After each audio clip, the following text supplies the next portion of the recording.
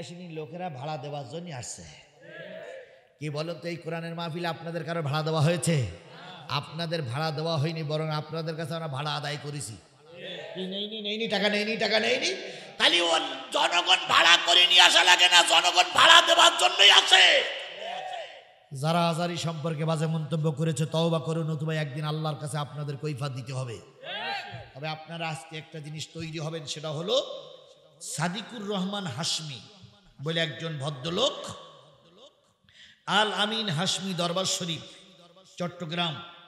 তিনি বলেছেন, আজারির যদি মাথার খুলি কেউ এনে দিতে পারে তাকে নাকি তিনি 10 লক্ষ টাকা পুরস্কার দিবেন। কথাটা বুঝতে পেরেছেন? আবারও বলি, আজারির যদি কেউ মাথা কাল্লা কেটে এনে ওই হাশমির কাছে, এই সাদিকুর রহমান হাশিমির কাছে কেউ জমা দিতে পারে, তাকে কয় লক্ষ টাকা দেবে? 10 লক্ষ টাকা দেবে। শুধু তাই বলিনি, উনি বলেছেন 3 খণ্ড করে এনে দিতে পারলেও তাকে 10 লক্ষ টাকা দেওয়া হবে। বাংলাদেশ সরকারকে বলি, আপনি কি কালো চশমা পরিয়ে আছেন না সাদা চশমা পরিয়ে আছেন? স্বরাষ্ট্র উপদেষ্টারে বলি, আপনি কি কালো চশমা পরিয়ে আসেন না সাদা চশমা পরিয়ে আসেন? দ্বিতীয় বৃহত্তম মুসলিম বাংলাদেশে আজারির কাল্লা 10 লক্ষ টাকা ঘোষণা করে যদি গ্রেফতার না হয় তাকে 24 ঘন্টার ভিতরে এই পীরপন্থী শয়তানকে গ্রেফতার করা লাগবে। শুধু গ্রেফতার নয়, এই শয়তানের আমরা রাজপথে ওপেনলি বিচার দেখতে চাই। যদি বিচার না করেন, যদি টুপিওয়ালারা আবার রাস্তায় নামে, একটাও কবর পূজারী বাংলাদেশে মাথা উঁচু করে টিকতে পারবে না। আমার ভাইয়েরা, তাহলে মুসা আলাইহিস সালামের মুজিজা ছিল কি? লাঠি। হযরত মুসা আলাইহিস সালামের আরেকটা মুজিজা ছিল, হাত উঁচু করলে লাইট হয়ে যেত। কোনো অন্ধকারে কিছু হতো না, হাত উঁচু করলে লাইট হয়ে যেত। বগল উঁচু করলে বগল থেকে ফোয়ারা বাহির হতো। এটা ছিলেন মুসা আলাইহিস সালামের মুজিজা। হযরত ঈসা আলাইহিস সালামের মুজিজা ছিল, জন্মন্ধ, জীবনে কোনোদিন ভালো হয় নাই। ঈসা আলাইহিস সালাম চোখে হাত বুলানোর সাথে সাথে কি হয়ে যেত? ভালো হয়ে যেত। ঈসা আলাইহিস সালাম কবরের পাশে যেয়ে যদি কোনো লোককে বলতেন কুম্ভিস দিন, না উঠে দাঁড়াতো। কোনো পাখি জবাই করার পরে যদি দুইটা এক জায়গায় করে বলতেন ভালো হয়ে যা, ভালো হয়ে যেত। সেই ঈসা নবী এসেছিলেন আমার নবীর আগে। আমার নবীর আগের যুগ হলো ঈসা নবীর যুগ। ঈসা আলাইহিস সালাম ধর্ম প্রচার করলেন, 39 বছর কি 40 বছর ধর্ম প্রচার করলেন। ঈসা আলাইহিস সালামের ধর্মে তেমন কোনো লোক হলো না। তাই ঈসা আলাইহিস সালাম গোটা এলাকায় ধর্ম প্রচার করতে করতে যখন ব্যর্থ, এখন বাইরে যায়। একদিন হঠাৎ করে ঈসা আলাইহিস সালাম 3 দিনের সফরে বাহির হয়েছে। হঠাৎ করে এক লোক ইহুদি, সে চিন্তা করলো এই হুজুরকে মেরে দিতেই হবে, এই হুজুরকে মেরে দিতেই হবে, এই হুজুরকে মেরে দিতেই হবে। তিনি তরবারি নিয়ে ঈসাকে খুঁজতে খুঁজতে ঈসাকে রাজপথে দেখি, বলতে হুজুর আসসালামু আলাইকুম। হুজুর বলছে ওয়ালাইকুম আসসালাম। কি ভাই? খাই না হুজুর, আপনি ভালো হুজুর, তো একটু মুসাফা করবো। ঈসা আলাইহিস সালাম বলতেছে, ভাই রে, তোর কাছে যে তরবারি আছে আমি জানি। তাহলে ঈসা আলাইহিস সালাম তরবারি আছে ওর কাছে যদি জানে, আজকে আলেমরা জানে তুমি কোন পথের পথিক। আলেমদের নিয়ে ফাজলামি করো না, কারণ কিয়ামতের দিন মুসিবতের কালে আল্লাহ যখন আলেমদের বিচার করবে তখন পর্দাটা নিয়ে বিচার করবে। সাধারণ মানুষের সামনে আল্লাহ আলেমদের বিচার করবে না। আলেমদের যখন বিচার করবে তখন কি টানাই দেবে? পর্দা টানাই দেবে। যদি কোনো আলেম দোষ করে থাকে, আল্লাহ পর্দার ভিতরে ইজ্জতের সঙ্গে তার বিচারটা করবে। সুতরাং আলেমরা নবীদের ওয়ারিস। সেই আলেমরাও জানে যে তোমরা কি করতেছ। আল্লামা সাঈদী বলেছিলেন, বিচারপতি মানি এই বিচার কিন্তু শেষ বিচার নয়, আরেকটা বিচার কিন্তু আদালতে আছে। মানিক সেদিন বলেছিল সেটা দেখা যাবে। আল্লামা সাঈদী বলেছিলেন, মানিক ভাই দেখা যাবে না, লিখে রাখো। লিখে রেখেছিলেন। ঠিক সেই মানিকের যে করুণ অবস্থা হয়েছে, অন্য কোনো বিচারপতির এরকম করুণ অবস্থা হয়নি। পালাই যাচ্ছিল, শেষ পর্যন্ত মেরিয়ে কলার পাতার পরে রাখিয়ে দিল। কলার পাতার পরে থেকে দেশের বিজিবি যখন ধরে নিয়ে আসলো, হঠাৎ করে দেখা গেল বিজিবি যখন ধরে নিয়ে আসছে, তখন বিচারপতি মানিকির দেখে জনগণ উল্লাস করে বিচারপতির মানিকির জাগায় মেরে জাগায় দিল লাথি। জাগায় লাথি দেওয়ার সঙ্গে সঙ্গে বিসি আউট, একেবারে ফুটবলের মতন আউট। বিচারপতি মানিকির নিয়ে যাওয়া হলো হাসপাতালে, ডাক্তারের অপারেশন করে বিচারপতি মানিকের যখন শোয়াই রাখলো, বিচারপতি মানিকের শোয়াই রাখার পর সাংবাদিক এসে জিজ্ঞেস করছে, কালামানিক ভাই এই বেডশিট দিয়ে ঢাকা কেন? তা কালামানিক বলছি একটা নাই। তো আপনি না বিচারপতি মানুষ, একটা গেল কই? এমন জোরে লাথি মেরেছে একবার ছুটি চলে গেল। তখন সাংবাদিকরা বলতেছে একটু উঁচু করা যাবে, আমরা একটু ছবি তুলি। কই না, এ ছবি কারো দেখা যাবে না। আপনারা হাসেন, এ ফয়সালা কার? জোরে বলেন, এ ফয়সালা কার? আল্লামা সাঈদীর দোয়া বৃথা যায়নি। কথা বলেন ঠিক না ঠিক? আল্লামা সাঈদী দোয়া করেছিলেন, নির্যাতন বন্ধ করো, নতুবা এমন সময় আসবে পালানোর জন্য ইঁদুরের গর্ত খুঁজে পাবে না। হয়েছে না হয়নি? হয়েছে না হয়নি? আর একটা ভবিষ্যৎবাণী আমরা চোখে দেখব বলে আশায় বসে আছি, সেটা হলো যখন ভারত বাবরি মসজিদকে ভেঙে ফেলে, তখন আল্লামা সাঈদী বলেছিলেন, ভারত তুমি বাবরি মসজিদ ভাঙনি, 200 কোটি মুসলমানের হৃদয় ভেঙে খান খান করেছো। আমি সাঈদী দোয়া করলাম এই লক্ষ জনতাকে নিয়ে, তুমি যেমন বাবরি মসজিদকে ভেঙে টুকরা টুকরা করেছো, তোমার ভারত একদিন ভেঙে টুকরা টুকরা হবে। আজকে সেই ভারত এখন কেড়ে কেড়ে লেগে গেছে। কথা বলেন ঠিক না ঠিক? চারিদিক থেকে ভারতের এখন ধরাশয়ী হচ্ছে। এখন ভারত বাংলাদেশের মানুষের কাছেও এখন পাইতেছে না। গত 2 দিন আগে ভারত সীমান্তে একটা বেড়া দেওয়ানে কাঁচাল বেঁধেছে। আমাদের বাংলাদেশের লোকেরা মাল কাঁচা মেরি হাতে একখান দাও নিয়ে বলতেছে, কেন খুঁটি পোত, তোর কিরাম ক্ষমতায় কেন খুঁটি গাড়। ও তখন বিজিবির বলতেছে, বিএসএফ বিজিবির বলতে, ভাই ঠান্ডা করেন। ঠান্ডা করবো, আপনিও পোতেন। বিজিবি তখন বলতেছে, আমরা আগের সেই বিজিবি আর আজকের বিজিবি এক নয়। প্রয়োজন এখানে শহীদ হব, তবু আমাদের সীমান্ত এলাকায় এসে তোমাকে পিলার পুত্তি দেওয়া হবে না। গোটা ভারতের পত্রিকায় আসছে যে আজকে বাংলাদেশের বিজেপি আর 6 মাসের আগের বিজেপি এক নয়। সেদিন যখন দেশের মারামারি হচ্ছিল, তখন পুলিশকে যখন শেখ হাসিনা বলল গুলি চালাও, ম্যাডাম গুলি চালাই, একটা মরে 4টে দাঁড়ায়।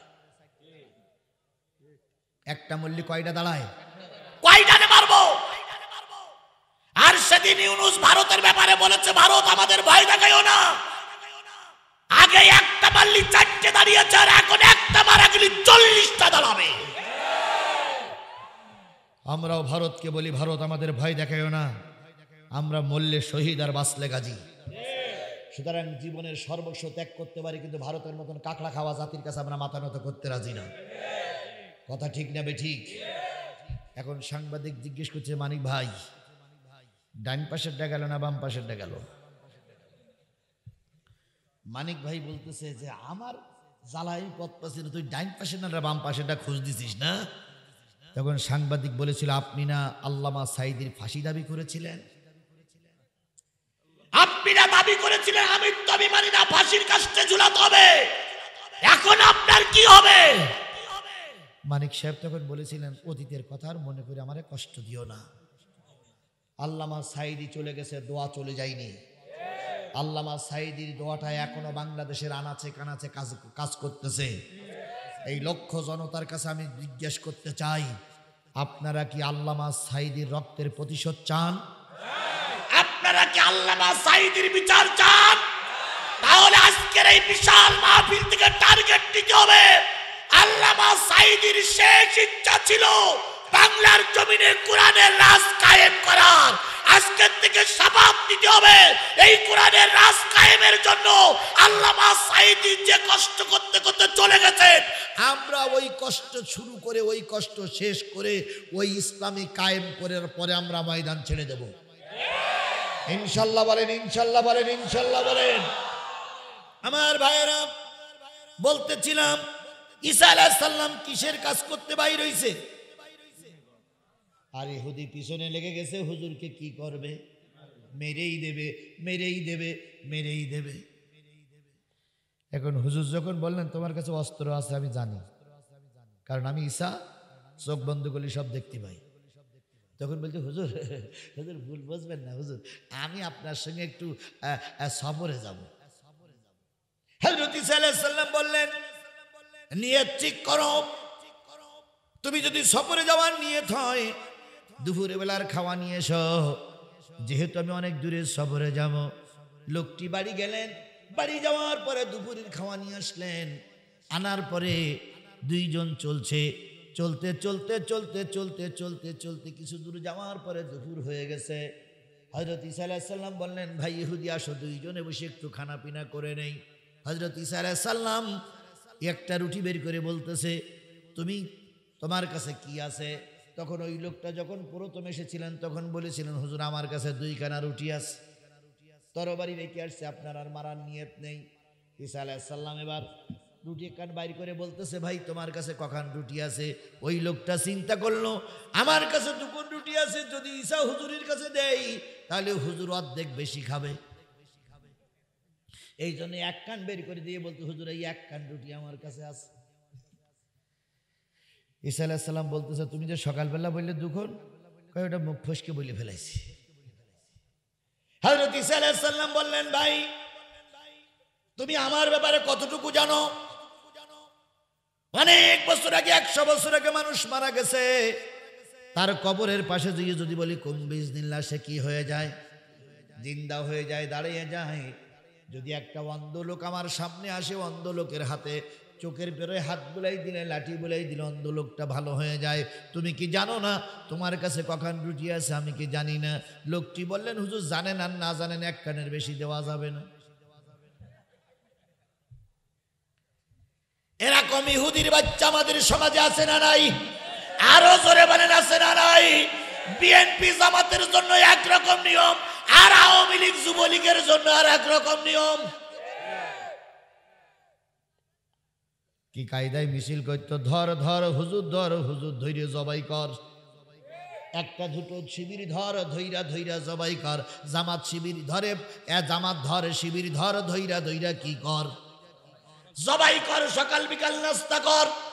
এখন সেই জামাত শিবির বিএনপিরা ছাত্র দলের আছে, যদি উল্টো মিছিল করি একটা দুটো ছাত্রলীগ ধর, ধৈরা ধৈরা ক্যাঙ্কা লাগবে, ক্যাঙ্কা লাগবে দুলা ভাই। কিন্তু আমাদের উপরের থেকে নির্দেশ এসেছে খবরদার খবরদার, শয়তানি বদমাইশি করা যাবে না। তারেক জিয়া বলে দিয়েছে যদি কেউ জঙ্গিবাদের সঙ্গে জড়িত হয়, যদি কেউ সাদাবাদীর সঙ্গে জড়িত হয়, ধরো, ঠ্যাং ভাঙো, পুলিশই দাও। তাহলে তারেক জিয়ার এই কথাটা যদি আমরা মেনে চলি, বাংলাদেশের আমিরে জামাত বলেছে জামাত শিবিরের কোন লোক যদি কি বলে চাঁদাবাজিদের সঙ্গে জড়িত হয়, ধরো, জেলে ঢুকাও, পুলিশে দাও। আমি যতটুকু জানি স্পষ্ট করে কোরআন শপথ করে বলতে পারি জামাত শিবিরের যারা প্রকৃত লোক তারা কখনো চাঁদাবাজিতে জড়িত হয় না। এটা আমি চ্যালেঞ্জ করে বলতে পারি, চ্যালেঞ্জ করে বলতে পারি, চ্যালেঞ্জ করে বলতে পারি। আপনারা কি আমার সঙ্গে একমত? কোন শিবিরের কর্মী, কোন শিবিরের সাথী, কোন শিবিরের সদস্য বেনামাজি দেখাই দিতে পারবেন? একটা দেখাই দেন তো যে হুজুর শিবিরের সাথী, শিবিরের সদস্য, শিবিরের কর্মী বেনামাজি। জামাতের একটা কর্মী রিপোর্ট রাখে, এই কর্মী বেনামাজি হলে সে রিপোর্ট রাখতে পারবে না, কারণ তার রিপোর্টের একটা কলম আছে, দৈনিক কয়েকটা নামাজ জামাতে পড়া লাগে। তা সেটা তার কলম পূরণ করতে যদি না লেখে তো কলম পূরণ করবে কি করে? সুতরাং বিএনপির ভাইদের বলি, জামাতের ভাইদের বলি, যেই জঙ্গিবাদ তাড়ানোর জন্য আন্দোলন করলাম, যেই সাদাবাজিদের তাড়ানোর জন্য আন্দোলন করলাম, সেই চাঁদাবাজি যদি এখনো থাকে তাহলে আন্দোলন করে লাভ হলো কি? আমরা চাঁদাবাজ চাই? জোরে বলেন, চাঁদাবাজ চাই? যদি মনে করেন আপনার পেটে বিরাট ক্ষুধা, ভ্যান চালান। যদি মনে করেন হুজুর আমার পেটে বিরাট ক্ষুধা, আমার সঙ্গে থাকেন, আমি যেখানে যেখানে সফর করি আমার ব্যাগটা নিয়ে যান। প্রতিদিন 300 করে 400 করে টাকা পাবেন, আর যত পারবেন খাবেন।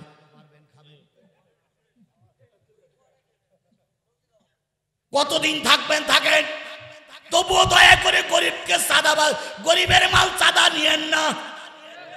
ছোট্ট একটা মুদিখানার দোকান করেছে, সেখান থেকে সন্ধ্যেবেলা বলতেছে তোর প্রতিদিন 300 করে টাকা দিতে হবে। কেন? এটা তোমার দুলাভাই টাকা, চামড়া খুলি ভালো একদম। অটোওয়ালাদের কাছে চান্দা নিচ্ছে, দোকানদারের কাছে চান্দা নিচ্ছে, আর বিভিন্ন দলের পরিচয় দিচ্ছে। ধরবো আর একদম চামড়া ছিলে ফেলবো। ফাজলামি শেষ, বন্ধ করো। এরা ফাজলামির দেশ নয়। ছাত্ররা জীবন দিল চাঁদা আদায়ের জন্য নয়। 1600 মানুষ রক্ত দিয়েছে চাঁদাবাজদেরকে এইরকম ঘুরে ফেরা করার জন্য নয়। হয় চাঁদা বন্ধ করো, নতুবা শেখ হাসিনা যা হয়েছে তোমাদেরও তাই হবে। আবার উল্টো বুঝেন না, কিছু লোকের চুলকানি আছে, এরা বলি একটা আর বোঝে আরেকটা।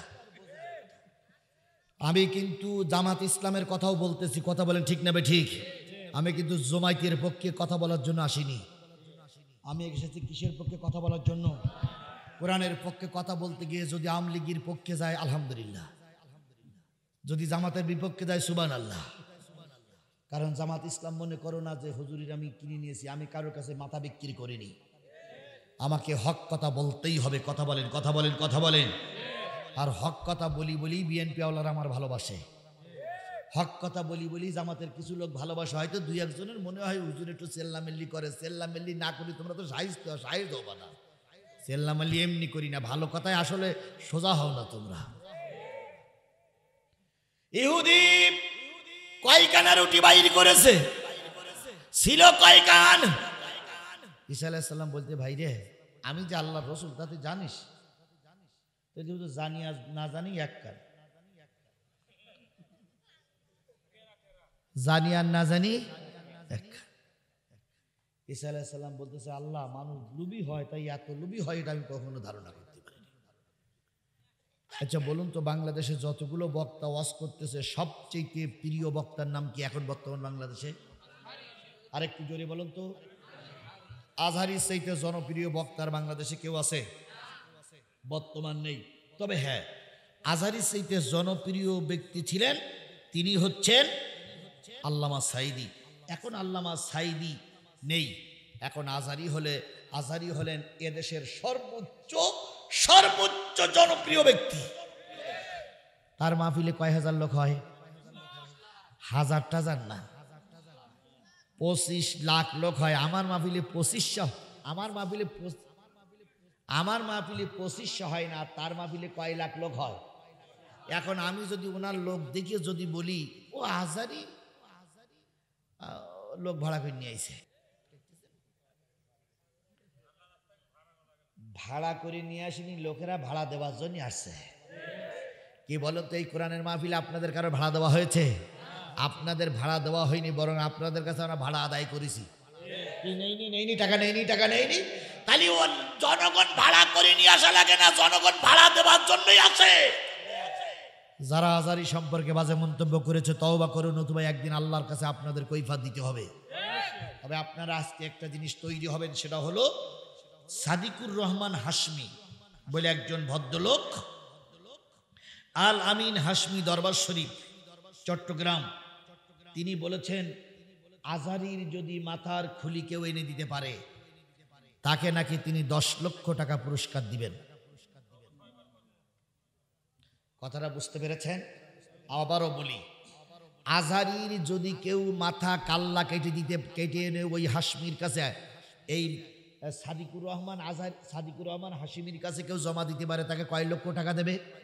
10 লক্ষ টাকা দেবে। শুধু তাই বলিনি, উনি বলেছেন 3 খণ্ড করে এনে দিতে পারলেও তাকে 10 লক্ষ টাকা দেওয়া হবে। বাংলাদেশ সরকারকে বলি, আপনি কি কালো চশমা পরিয়াছেন না সাদা চশমা পরিয়াছেন? স্বরাষ্ট্র উপদেষ্টারে বলি, আপনি কি কালো চশমা পরিয়াছেন না সাদা চশমা পরিয়াছেন? দ্বিতীয় বৃহত্তম মুসলিম বাংলাদেশে আজারির কাল্লা 10 লক্ষ টাকা ঘোষণা করে যদি গ্রেফতার না হয়ে থাকে 24 ঘন্টার ভিতরে এই পীরপন্থী শয়তানকে গ্রেফতার করা লাগবে। শুধু গ্রেফতার নয়, এই শয়তানের আমরা রাজপথে ওপেনলি বিচার দেখতে চাই। যদি বিচার না করেন, যদি টুপিওয়ালারা আবার রাস্তায় নামে, একটাও কবর পূজারী বাংলাদেশে মাথা উঁচু করে টিকতে পারবে না। সাদিকুর রহমান আজারি আমাদের মাথার মুকুট।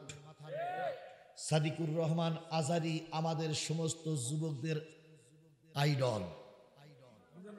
মিজানুর রহমান আজারি সমস্ত যুবকদের আইডল। কথা বলেন ঠিক না ঠিক?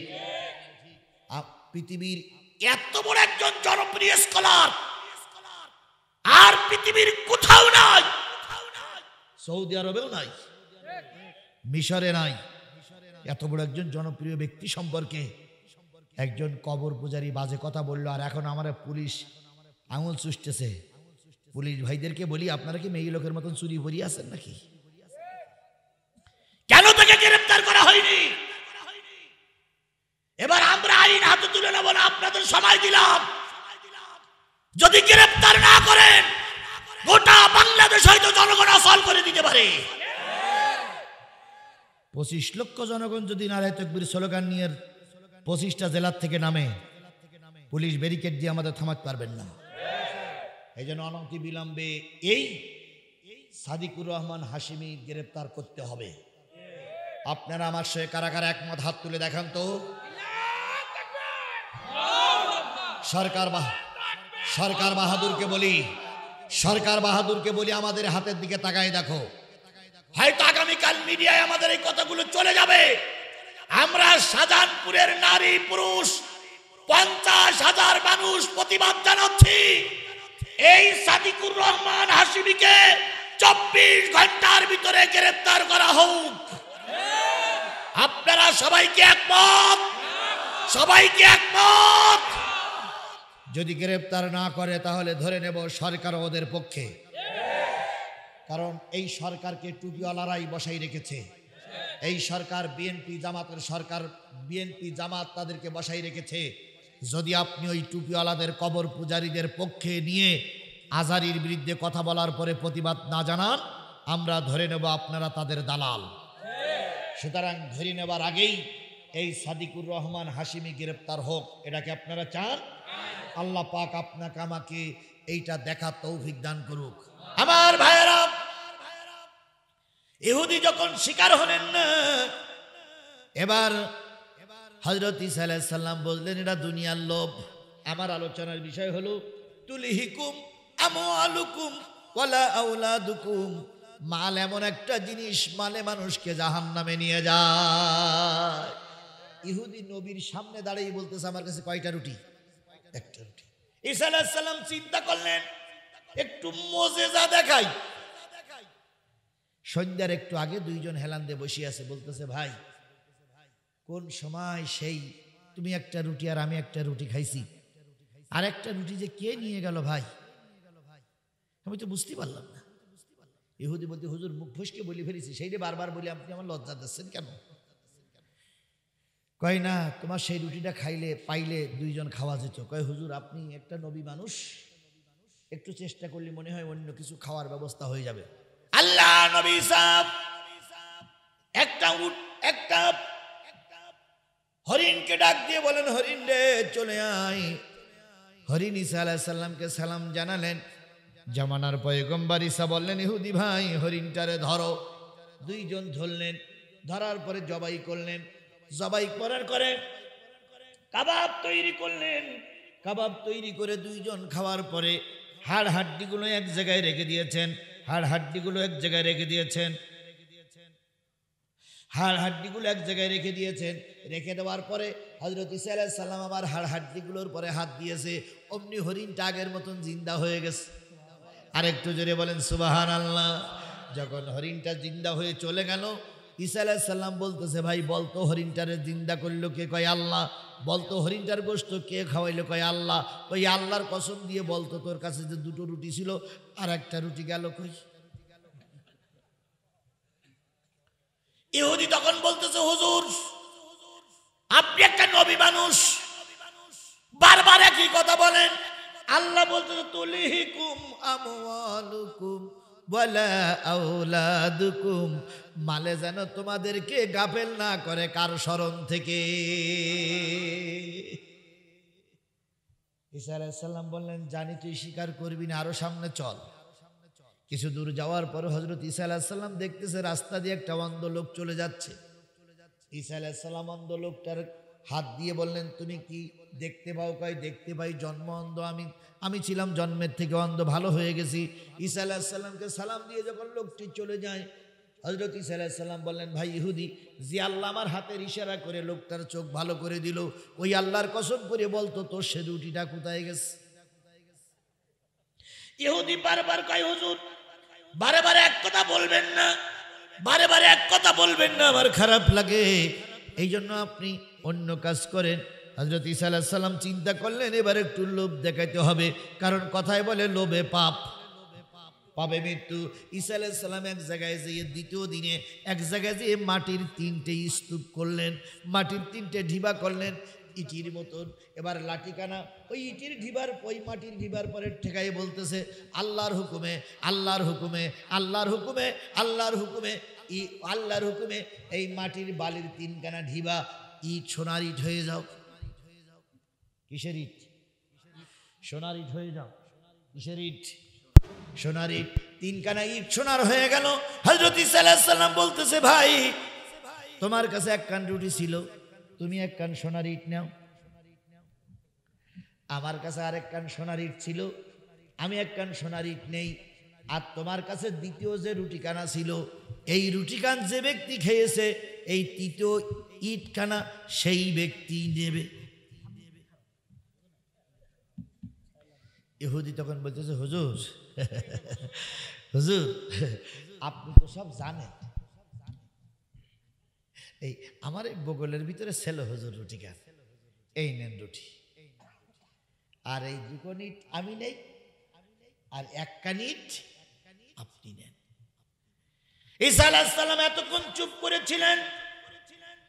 জামানার পয়গম্বর ঈসা বলতেছে ভাই রে কত মুজিজা তোরে দেখালাম, অন্ধ লোকের ভালো করলাম, তারপরে হরিণ জবাই করে তোরে খাই সেই হরিণকে আবার জিন্দা করে দিলাম, পথচারীরে ভালো করলাম, কবরের পাশে যে মৃত্যু লোকরে জিন্দা করলাম, তোর বিবেক ফিরল না, তোর কাছে আমি দিয়ে গেলাম, তোর কাছে আমি দিয়ে গেলাম, তোর কাছে আমি 3 কানা দিয়ে গেলাম, তবে জেনে রাখিস এইটা ভোগের হবে না, এইটা হজম করতে পারবি না।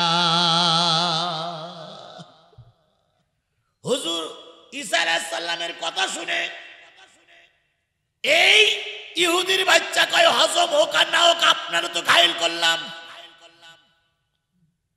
আল্লাহর নবীর শ্রেষ্ঠ উম্মত আল্লামা সাঈদীর যখন রায় দিল, আল্লামা সাঈদী তখন বলেছিলেন এই বিচার শেষ বিচার না, আর একটা বিচার আছে, এমন একটা সময় আসবে পালানোর জন্য ইঁদুরের গর্ত। সেদিন ওরা হেসেছিল আর বলেছিল এই সাঈদী না ফাইদি,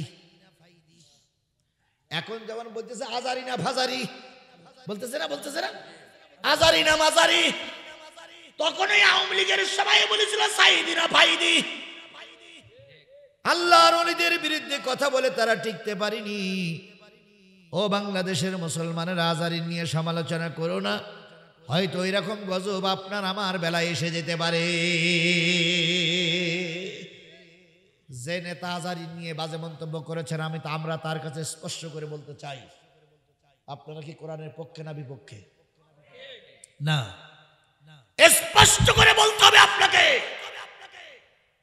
যদি আপনি কোরআনের পক্ষে হন আলেমদের নিয়ে সমালোচনা করতে পারেন না, আপনাকে হয় জাতির কাছে ক্ষমা চাইতে হবে, আর না হয় আপনাকে স্পষ্ট বলতে হবে কোরআনের পক্ষে আমরা নয়। সমস্ত বিএনপি জামাত, সমস্ত বিএনপি জাতীয় পার্টি, হেফাজত, ঐক্যজোট, আওয়ামী লীগ, মরহুম মুজিবার, মরহুম জিয়া, মরহুম এরশাদ, তিনজনের কবরের থেকে উঠাই নিয়ে আসে, আনার পর একটা সমাবেশ করুন। দেখেন তো আপনাদের সমাবেশে কয় কোটি লোক হয়। আর আজারি এক সমাবেশে 25 লক্ষ লোক এক জায়গায় করে, তাদেরকে নিয়ে বাজে মন্তব্য করো। আমরা ছেড়ে দিল, আল্লাহ কিন্তু ছেড়ে দেবে না। আমরা ছেড়ে দিল, আল্লাহ কিন্তু ছেড়ে দেবে না। কথা বলেন ঠিক নেবে ঠিক? কাউয়া কাদের প্রায় বলতেন আমরা পালাই না, প্রায় বলতেন আমরা পালাই না, আমরা পালাই না, আমরা পালানো জাত নই। শেখ মুজিবের কন্যা পালাই না, ঠিক।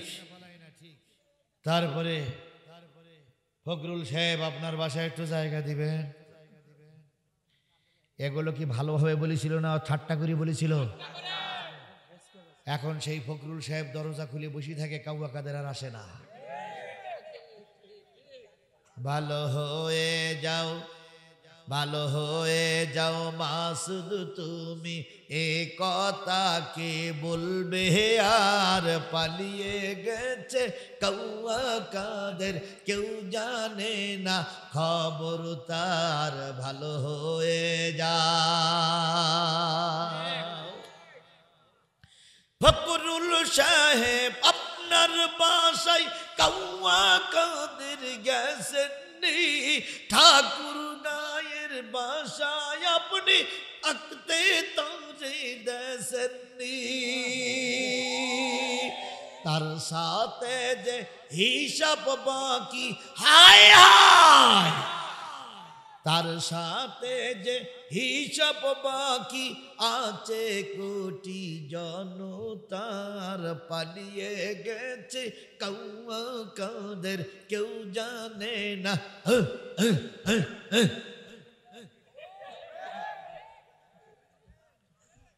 সুতরাং কাউকে ক্রিটিসাইজ করেন না, কোন আলেমদেরকে নিয়ে ক্রিটিসাইজ করেন না, ধরা পড়ে যাবে।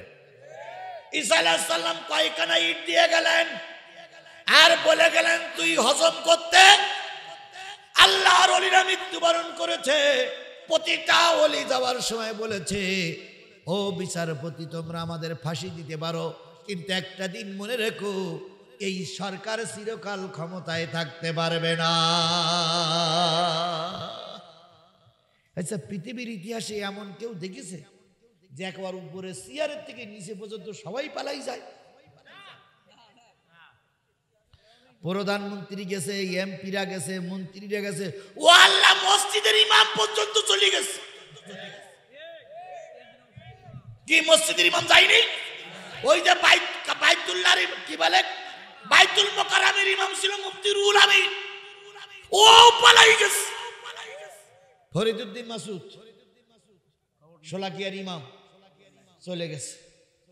আমাদের ওই এলাকায় যারা যারা দালালি করতো, মেম্বার থেকে শুরু করে সবাই পালাই গেছে, পুলিশ পালাই গেছে, বিচারপতি পালাই গেছে। এইরকম পালাইনো জাত পৃথিবীর ইতিহাসে কেউ কোনো জায়গায় দেখিনি।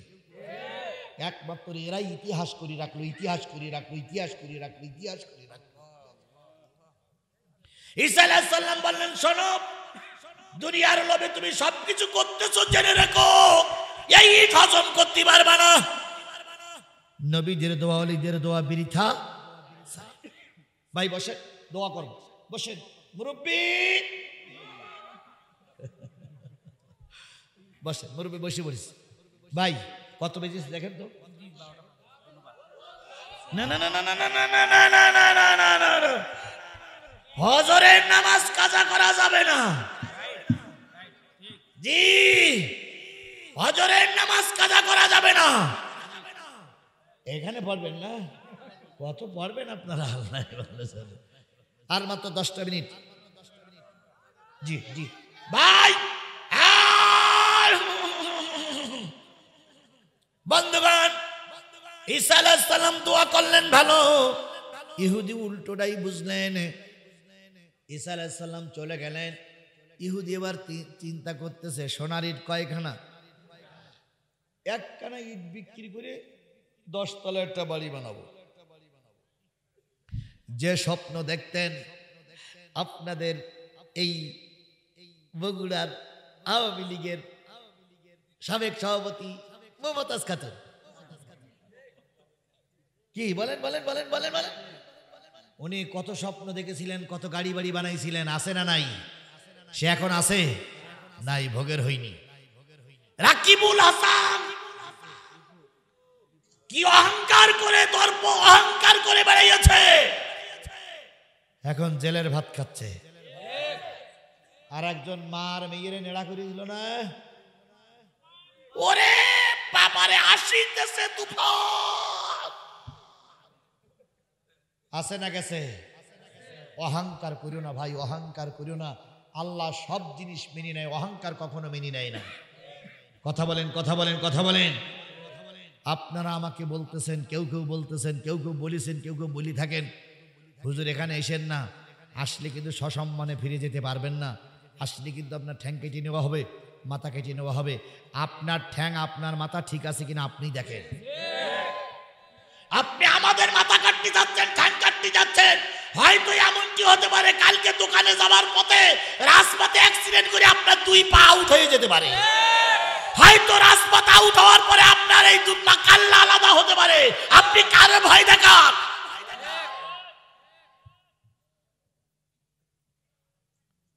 ফাজলামি বন্ধ করো। কষ্ট লাগে।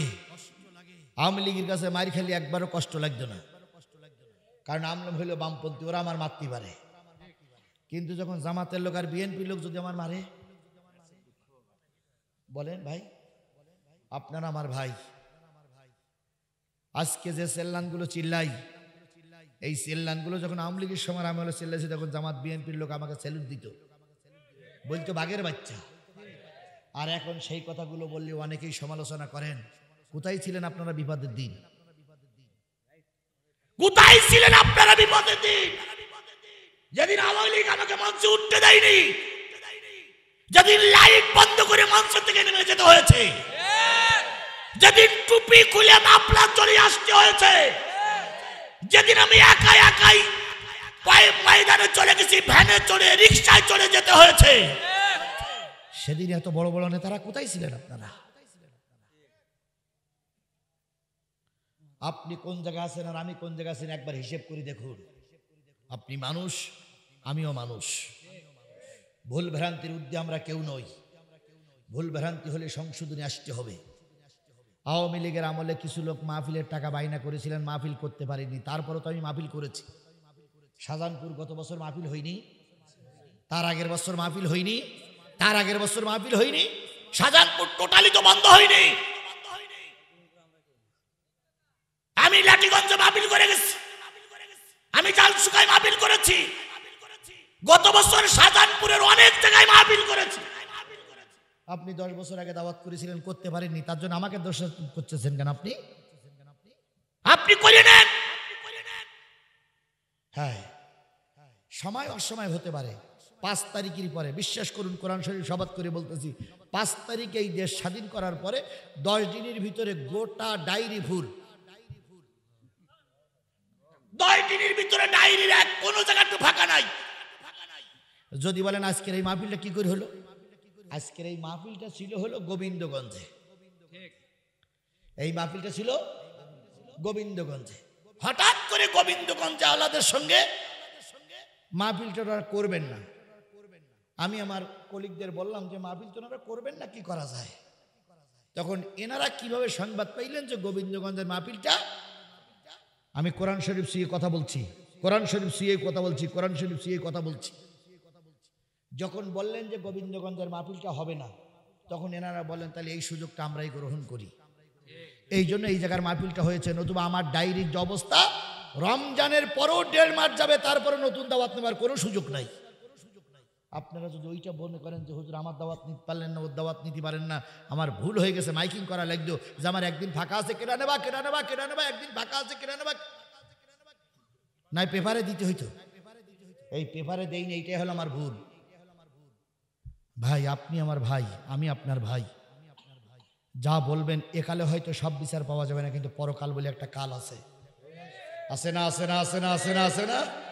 পরকাল বলে একটা কাল আছে, ওই কালে আল্লাহর কাছে জবাবদিহিতা করতে হবে। কারোর কাল্লা আলাদা করতে যাইয়েন না, আপনার কাল্লা ঠিক থাকবে কিনা হিসেব করুন। আওয়ামী লীগ কিন্তু অনেকের কাল্লা আলাদা করতে চাইছিল, কিন্তু নিজেদের কাল্লা এখন ঠিক নাই।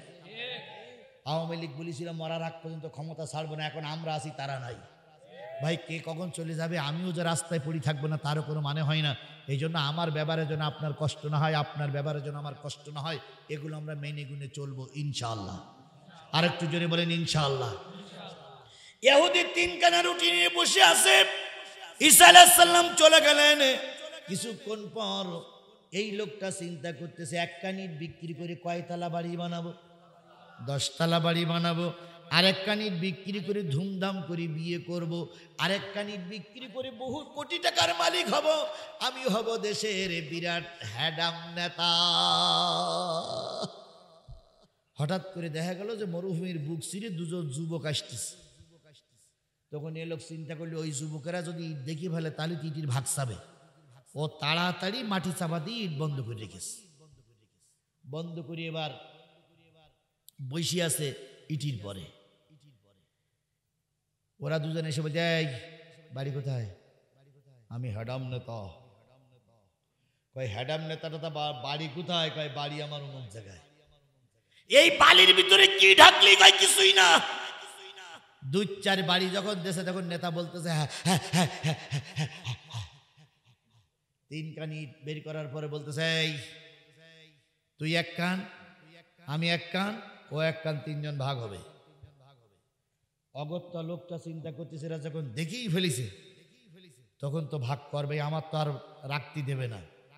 তখন ও বলতেছে, ভাই আচ্ছা ঠিক আছে। এবার ওই 2 জন সে পরামর্শ করতেছে, ভাই ইট তুমি 1 কান নাও, আমি 1 কান নাই, আর অমুক 1 কান নেক। তবে তার আগে তোমারে বলি, তোমাদের 2 জনের কাছে 2টা টাকার বিনিময়ে 2টা ইটির বানামে 1টা টাকা কি আছে? যদি 1টা টাকা থাকে ওই টাকাটা আমার কাছে দাও, কিছু মাল সামানা কিনে এনে 3 জন খেয়ে তারপরে ইট ভাগ করে নিয়ে চলে যাই। এই কথা বলার পরে একজন একটা টাকাটা নিয়ে এসে চলে গেল বাজারে মাল কেনার জন্য।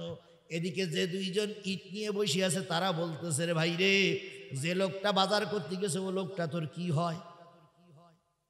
ও লোকটা আমার কিছু না, আমার চলার সাথে। তাহলে ও যদি আমরা মেরে দিতে পারি তাহলে তুই 1.5 খান, আমি 1.5 খান। ঈসা আলাইহিস সালাম বলেছে, কি হবে না? কি হবে না? হজম করতে পারবা না। নবীদের দোয়া বৃথা যায় না। কথা বলেন ঠিক না বেঠিক? বন্দুকের গুলি মিস হতে পারে, নবীদের দোয়া মিস হতে পারে না।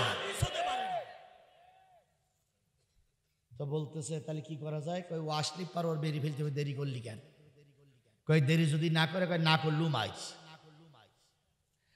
আর ও চিন্তা করতেছে, আমি খাদ্য কিনতে আসছে, এই খাদ্যের ভিতরে যদি বিষ মিশ্রিত করতে পারি, আমি যেয়ে বলবো বাজার থেকে খেয়ে আসছি, আর ওরা 2 জন যদি খায় তাহলে দেখা যাবে ওরাই 2 জন মারা যাবে, আমি 3 কান নিয়ে চলে যাব। আল্লাহ নবী ঈসা বলেছে হজম করতে পারবা না। হযরত ঈসা আলাইহিস সালাম বলে চলে গেছে ইট নিয়ে কামড়া কামড়ি। খাওয়ারওয়ালা খাওয়ার নিয়ে আসার পরে, খাদ্য নিয়ে আসার পরে বলছে দেরি করলি কেন? কাছে কে বল গেলাম আর কে বলে এখন দেরি হল। কথার পরে কথা বলেই মাছ মারতে মারতে ও গেছে মরে। এবার এরা 2 জন চিন্তা করতেছে, ভাই আই ছেলে, ওরা 2 জন চিন্তা করতে খেয়েই নেই, আগে পেট ঠান্ডা করে নেই। ও 2 জন খেয়ে মারা গেছে, আর ও পিটান খেয়ে মারা গেছে। আল্লাহ রাব্বুল আলামিন বলতেছে, ওয়ানফিকু মিম্মা রাযাকনাকুম মিন ক্বাবলু মিন ক্বাবলি আইয়াতিয়া আহাদাকুমুল মাউত। সিদ্ধান্ত নাও, আল্লাহ যে সম্পদ দিয়েছে এই সম্পদ থেকে দান করবে মৃত্যু আসার আগে। কি আসার আগে? মৃত্যু আসার আগে। নতুবা এমন সময় আসবে তুমি তোমার সময় চাবে, লাউলা আখারতানি ইলা আজালিন করিব, কিছু সময় আমাকে দাও, আমি দান করি। আল্লাহ বললেন ওই সময় আর তোমাকে দেওয়া হবে না। তখন তুমি বলবে ফাসাদদাকা আকুম মিনাস সালিহিন, আয় আল্লাহ একটু সময় আমাকে দাও, আমি দান করে সত্যবাদীদের সঙ্গে থেকে আসবো। আল্লাহ কয় ওই সময় আর তোমার দেওয়া হবে না। তিনজন মারা গেছে, ইট তিনখান পড়ে আছে। ঈসা আলাইহিস সালাম এক সপ্তাহ পরে ফিরে এসে দেখে যে তিনজন লোক আর তিনখান ইট পড়ে আছে। ঈসা আলাইহিস সালাম চিন্তা করলে তিনজন লোক মারা গেল কেন, আর ইট পড়ে আছে কেন? ঈসা আলাইহিস সালাম লাঠি ঠেকাই সব কোটারে জিন্দা করে বলছে খবর কি? তো বলছে হুজুর এই ঘটনা। তখন ঈসা আলাইহিস সালাম তিনজনকে বলতেছে যে তোমরা দুইজন চলে যাও, আমিও চলে যাচ্ছি। ভাই দোয়া হবে, এখনই দোয়া হবে। তোমরা দুইজন চলে যাও, আমিও চলে যাচ্ছি, আর ইট তিনখানি কেনেই থাক। তখন ইহুদি বলতেছে হুজুর ওরা তো চলে গেছে, আর আপনি তো নবী মানুষ, ইটির তো আপনার দরকার না, তো ইট তিনখান আমি নিলি কেমন হয়? এর নাম দুনিয়ার লোভ, এর নাম দুনিয়া প্রীতি। কথা বলেন ঠিক না বেঠিক? ঈসা আলাইহিস সালাম এতক্ষণ পর্যন্ত বদদোয়া করেনি, এখন বদদোয়া বলতেছে আল্লাহ এরে ধর, আল্লাহ এর ধরো। হযরত আবু হুরায়রা বর্ণনা করতেছেন সেই তিনখানা ইট সহ ওই ইহুদির বাচ্চা এখনো মাটির তলায় যেতেই আছে। কার বদদোয়া লেগেছে? তাহলে তাই যদি হয় আমরা বদদোয়া না কুড়িয়ে ভালো দোয়া দেব ইনশাআল্লাহ। ওয়ালা ইউআখিরাল্লাহু নাফসান ইযা জা আজালুহা, নির্ধারিত সময় যখন আসবে তখন আপনার মৃত্যু হবে, আগেও হবে না পরেও হবে না। আল্লাহ সব কিছু জানেন এবং শোনেন। আল্লাহ পাকের পক্ষ থেকে আমাদের মৃত্যুবরণ করার তৌফিক দান করুক। এখানে বিএনপি জামাত যারা আসছেন সবাই আমার কি? আরো জোরে বলেন সবাই আমার কি? আপনারা বিপদের দিনে আমার সাথে ছিলেন। কথা বলতে গিয়ে যদি কোনো ক্ষোভের কথা বলতে গিয়ে কারোর মনে দুঃখ পেয়ে থাকেন, আল্লাহর রাস্তায় আমাকে মাফ করবেন। আপনি আমার ভাই, আমি আপনার ভাই। কিয়ামতের দিন আল্লাহ যেন আপনাকে আমাকে জান্নাতের মেহমান হিসেবে কবুল করে। আমা তৌফিক ইল্লা বিল্লাহ ওয়া আখিরু দাওয়ানা আলহামদুলিল্লাহি রাব্বিল আলামিন। সূরা ফাতিহা ইখলাস শরীফ পড়ি। কেউ উঠবে না, কেউ উঠবে না, ভাই বসেন।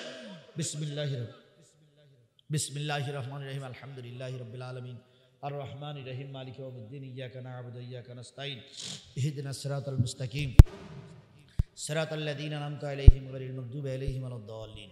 কুল হুয়াল্লাহু আহাদ আল্লাহুস সামাদ লাম ইয়ালিদ ওয়া লাম ইউলাদ ওয়া লাম ইয়াকুল লাহু কুফুয়ান আহাদ।